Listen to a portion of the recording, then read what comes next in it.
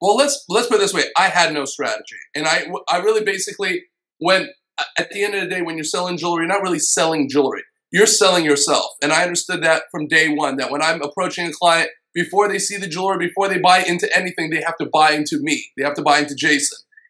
The good service and the quality product is what keeps them coming back. So I really worked hard at I worked harder at maintaining my clients than I was going out and getting new ones. Because I knew that organically through word of mouth, I would eventually get in more clients, which is exactly what happened.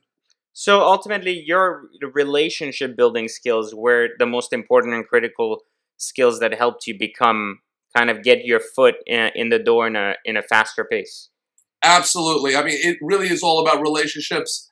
And, we work very, very hard to connect the dots and work those relationships. And more importantly, like people say, oh, well, it must be so hard to get to celebrities. And it is. Once you're in the circle, it becomes much easier. But I'm also the same person that never discounted the assistant, the security, the barber. You got to say hi to everybody. You got to be nice to everyone. You got to shake everyone's hand and treat everyone with the same amount of respect as if they were a celebrity too, because it is those people that will put you in the room with the client that you want to be in front of. So I was going to ask you about that because it seems like networking in the earlier stages played a very big role for you, like in terms of actually getting your first client and as well as meeting new people. But how did you make sure that networking wasn't just a waste of time? Because there's a very fine line between selling yourself every time and ultimately creating relationships that will lead to a sale.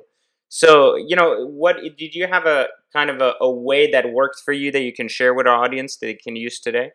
Well, obviously, when you're networking, there has to be a purpose behind it. You just for the sake of networking. But the most important thing is to understand the value of the person that you're in front of.